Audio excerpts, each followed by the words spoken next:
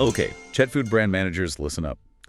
Are you really seeing how much pet parents are focusing on what's in the bowl? It feels like it's so much more than just flavors now. Oh, absolutely. And, if you're not paying close attention to these shifts, well, you're not just leaving growth opportunities on the table, you risk becoming, frankly, irrelevant. We need to pinpoint what's critical right now. Welcome to the Pet Food Insider, your essential briefing for leading in the pet food space.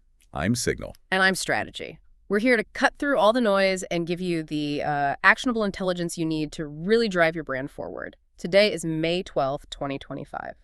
And today, we're doing a deep dive into what we're calling the Biotics boom, GenZ growth, and fresh format revolution. Yeah. We're looking at the really pivotal factors shaping the industry, based on the latest surveys and market reports. And crucially, what all this actually means for your product roadmaps, your marketing campaigns, e-commerce, your overall brand strategy, especially as we look towards the rest of 2025 and beyond. So let's start with this Biotics boom. What's the data telling us? Right, the term biotic seems to be everywhere. Is this just, industry buzz, or is there some real substance, real consumer demand driving it? Well, what's really striking is just how strong the data is here.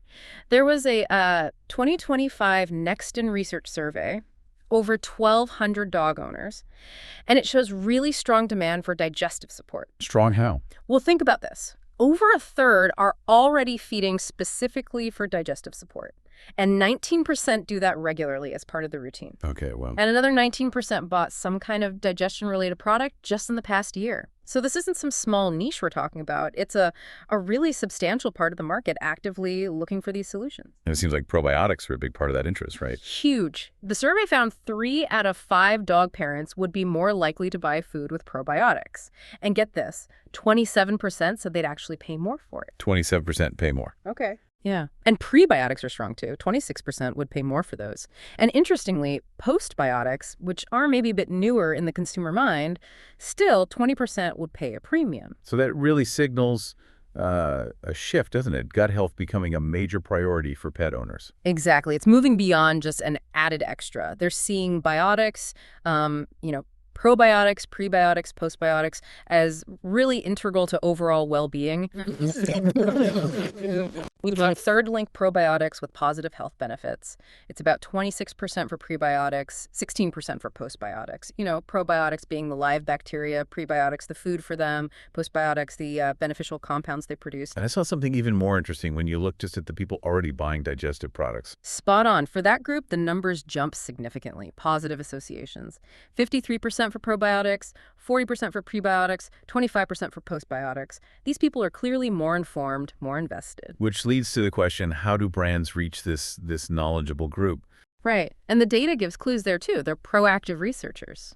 A good chunk spent over an hour just researching probiotics, slightly less for prebiotics, and their sources, vets, definitely, but also friends, family, and crucially, online channels, YouTube reviews, brand websites. Okay, so based on this clear biotics boom, what are the key strategic takeaways? What should our listeners be doing right now? Well, for product managers listening, the data is pretty unambiguous. Formulate with Biotics. It's a clear opportunity. Think about that hierarchy of interest pro, then pre, then post, but don't ignore the rise of postbiotics. And explore different formats, food, treats, supplements, Makes sense. And for the marketing and brand managers. You've got to leverage that positive perception. Shout about the biotics on your packaging, in your messaging. Be specific about the benefits linked to each type. And really target those digestive health buyers with tailored content on the channels they actually trust. Think vet partnerships, engaging online stuff. Good point. What about e-commerce managers? For you, it's about clarity online. Make sure your product pages scream biotics inside and list the benefits clearly. Feature those customer reviews talking about digestive improvements. Maybe even think about bundles or recommendations focused on digestive health. Okay. And finally, customer insight managers. Your job here is crucial. Dig deeper. Understand which specific strains or combinations really resonate with your audience. Keep a close eye on the online chatter, competitor moves in the biotics space. You need to stay ahead of the curve. Okay, so that's a key ingredient trend. Now let's shift gears a bit. Who's actually going to be buying pet food in the coming years? The data points pretty strongly towards a major generational shift. It really does, and what's quite remarkable is the sheer speed of growth in pet ownership among Gen Z.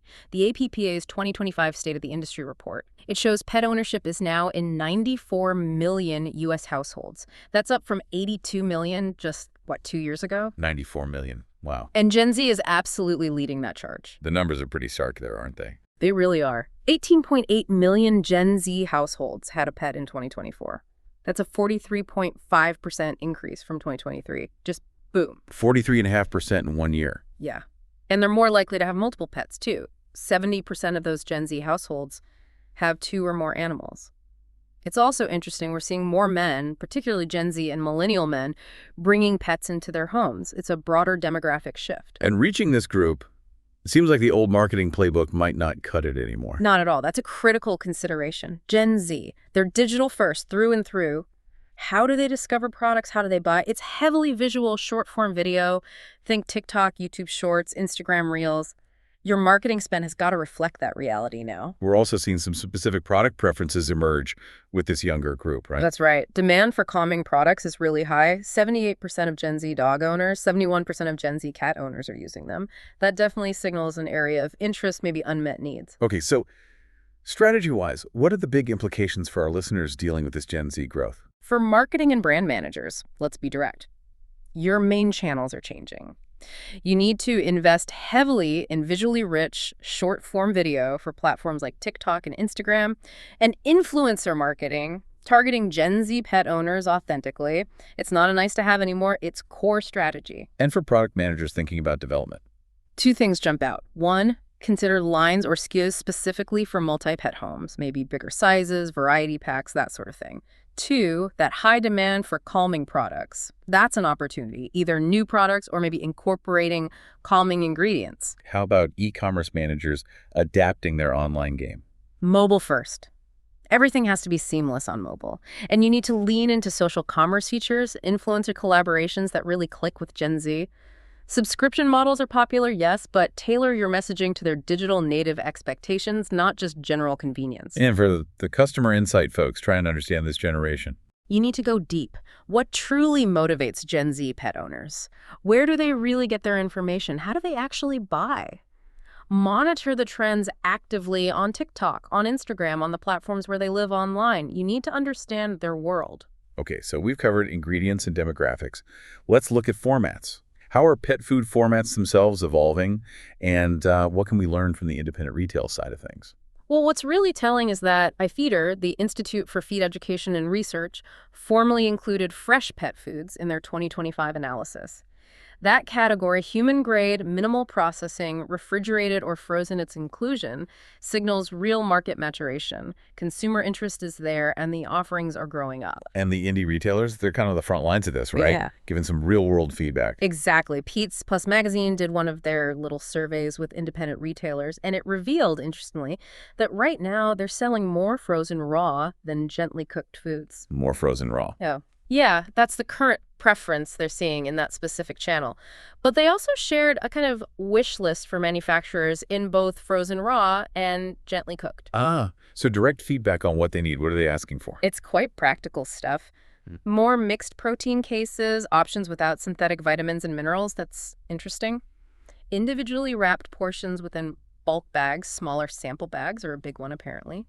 More cost-effective bulk sizes too, and better educational signs for customers. Smaller samples, yeah, that makes sense for trying something new and maybe expensive. Totally. And specific requests included more fish formulas, better packaging for frozen, maybe less frost, easier to store, more gently cooked variety, especially for cats, and just generally more affordable, lightly cooked options. Okay, so pulling that together, what are the key actions listeners should take based on this fresh format evolution and that indie feedback? For product managers, the fresh and frozen space is clearly a growth area.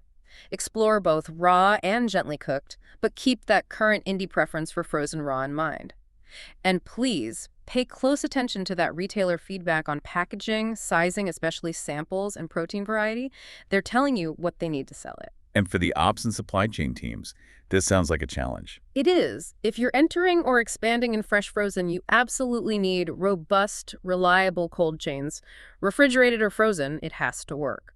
and address those packaging issues for frozen products, make it easier to handle, more appealing, less prone to damage. What about sales and marketing in this fresh space? Education, education, education. You have to recognize that consumers need help understanding these formats. Develop clear, simple in-store signage. Maybe partner with indie retailers on educational events or staff training, and definitely offer those smaller trial sizes to lower the barrier to entry. And for the e-commerce managers selling direct-to-consumer, fresh or frozen? Clarity is paramount. Clear instructions on delivery, storage, feeding, make it foolproof. Offer flexible subscription options.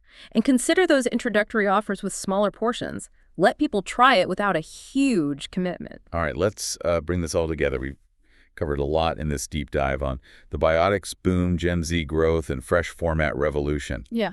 What are the, say, top 2 or 3 critical strategic imperatives you see for our listeners? Okay. I think 2 things really stand out. First, the data is just overwhelming. Consumer demand for biotics, for digestive health, it's strong and it's sustained. That's not going away. Right. Second, Gen Z. They aren't just the future consumer. They are a massive dominant force right now, and they have very distinct preferences for how they discover, research, and buy products. You can't treat them like millennials or Gen X. So boiling it down for our brand managers, our e-commerce leaders, product innovators, the takeaways are pretty clear. Absolutely. Imperative 1, integrate Biotic strategically across your product lines, in your messaging. Tap into that powerful consumer focus on digestive health. And imperative 2, adopt a digital-first, visually engaging marketing approach tailored specifically for Gen Z. You have to meet them where they are, speak their language. Ignoring these core shifts, that's just not an option if you want to stay competitive. And that wraps up our deep dive for this briefing of the Pet Food Insider. Thank you so much for tuning in. We really hope this gives you a clearer roadmap for navigating the opportunities and, the challenges ahead in 2025. For more details on all the data points we mentioned, you can check out the links in our show notes. And please subscribe to the Pet Food Insider so you don't miss our next essential briefing. We really encourage you dive into your own consumer data. How do these big trends specifically impact your brand? Until next time, I'm Signal. And I'm Strategy. Keep driving that innovation and leading the market.